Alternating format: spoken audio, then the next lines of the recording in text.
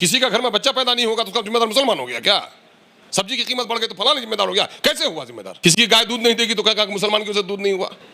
किसी की दुकान नहीं चलती होगी तो क्या मुसलमान की वजह से चलती नहीं हुई?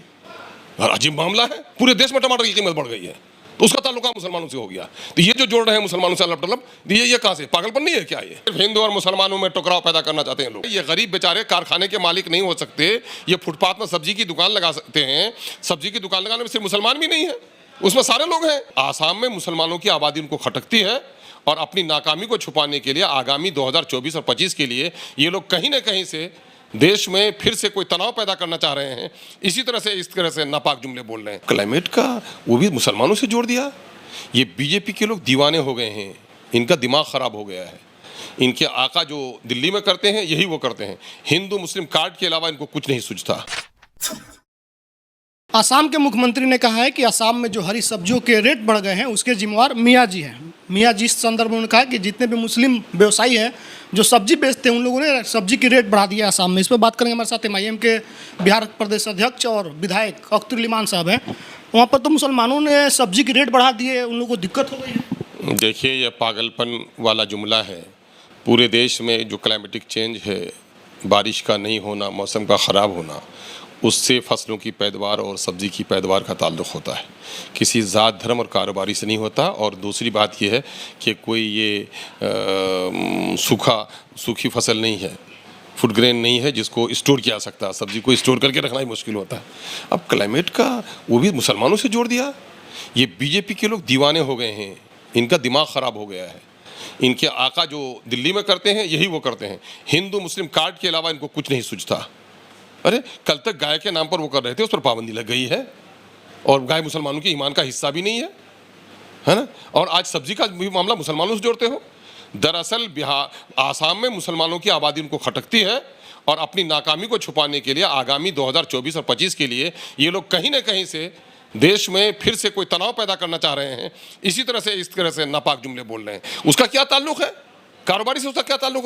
उस ताल्लुक में नहीं है। ये और बात हो सकता है, ये गरीब बेचारे कारखाने के मालिक नहीं हो सकते, ये फुटपाथ में सब्जी की दुकान लगा सकते हैं।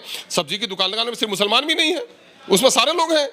और मुमकिन है कि संख्या ज़्यादा होगा क्योंकि ये नीचे दर्जे का काम है और उस पर ये आरोप कर रहे हैं। ये तो बड़ा पागलपन का मसला है। किसी का घर में बच्चा पैदा नहीं होगा तो उसका जिम्मेदार मुसलमान हो गया क्या? है ना? सब्जी की कीमत बढ़ गई तो उसका मुसलमान जिम्मेदार हो गया? ये कहाँ से हो गया? बच्चा पैदा करने वाला किसने कहा? तो अब आपका सब्जी वाला कहाँ से मामला आ गया? किसी घर में बच्चा पैदा नहीं हुआ तो कह देगा कि फलाना जिम्मेदार है, मेरे घर में बच्चा पैदा नहीं हो रहा है। सब्जी की कीमत बढ़ गई तो फलाना जिम्मेदार हो गया? कैसे हुआ जिम्मेदार? पहले बताइए कहाँ से जिम्मेदार हुआ वो? उनका कहना है कि जो व्यवसायी है मुस्लिम है जो सब्जी बेचते हैं वही तमिलनाडु में भी टमाटर 150 रुपये किलो बिक रहा है। वहाँ से क्या हो गया? वहाँ कहाँ हो गया? पूरे देश में टमाटर की कीमत बढ़ गई है तो उसका ताल्लुक मुसलमानों से हो गया। तो ये जो जोड़ रहे हैं मुसलमानों से मतलब ये कहाँ से? पागलपन नहीं है क्या? ये किसी की गाय दूध नहीं देगी तो क्या मुसलमान की वजह से दूध नहीं हुआ? किसी की दुकान नहीं चलती होगी तो क्या मुसलमान की वजह से चलती नहीं हुई? अजीब मामला है। किसी को किसी धर्म से क्यों जोड़ेंगे लोग? किसी जात से क्यों जोड़ेंगे लोग? इसका क्या कारण हो सकता है कि बिल्कुल ये सिर्फ हिंदू और मुसलमानों में टकराव पैदा करना चाहते हैं लोग। हिंदू मुसलमानों में नफरत पैदा करना चाह रहे हैं लोग। अच्छा, एक और बयान आया है। आनंद मोहन जो पूर्व सांसद हैं, नीतीश कुमार ने नियम बदल कर जिनको छुड़वाया, उन्होंने कहा है कि जहाँ मुस्लिम राष्ट्र है वहाँ पर उन्होंने एक बहुत ही आपत्तिजनक शब्द का इस्तेमाल करते हुए कहा कि कटुए मुल्ले और मुस्लिम वहाँ पर फतवा जारी करते हैं। अगर हिंदू राष्ट्र बन जाएगा तो यहाँ भी 5वीं फेल जो है बाबा पंडित तो फतवा जारी करेंगे। तो जिस तरीके से उन्होंने शब्दों का प्रयोग किया मुसलमानों के लिए, उस पर क्या? भाई ये तो बहुत ही दुखद बात है।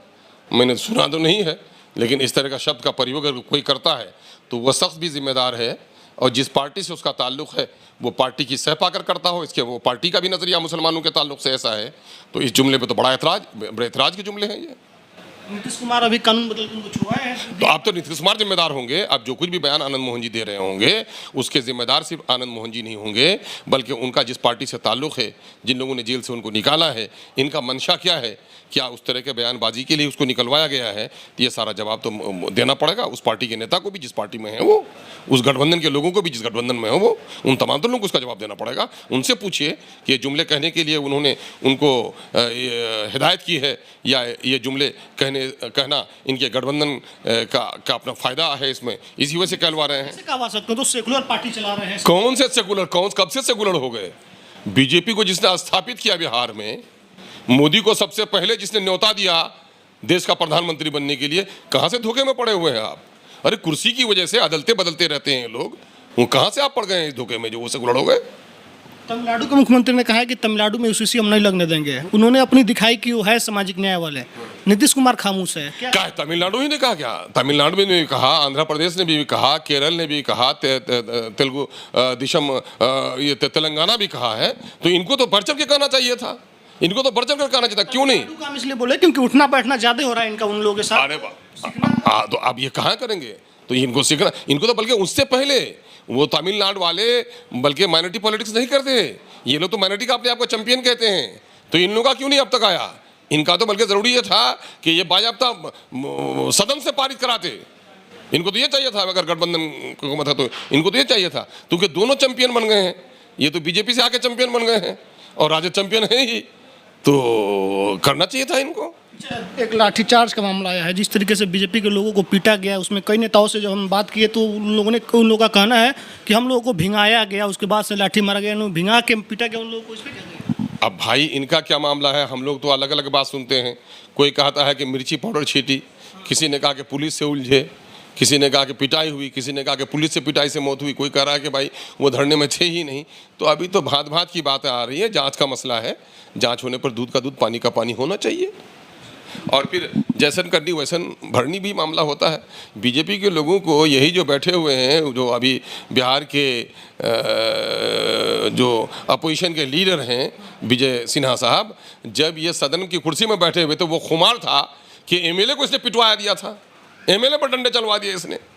विजय सिन्हा ने पिटवा दिया हैं? विजय सिन्हा जी ने पिटवाया। अरे विजय सिन्हा हाउस में बगैर स्पीकर की इजाज़त के कोई दाखिल नहीं हो सकता, और बाहर के पुलिस को बुलवा करके पिटवाने का काम इसने किया है।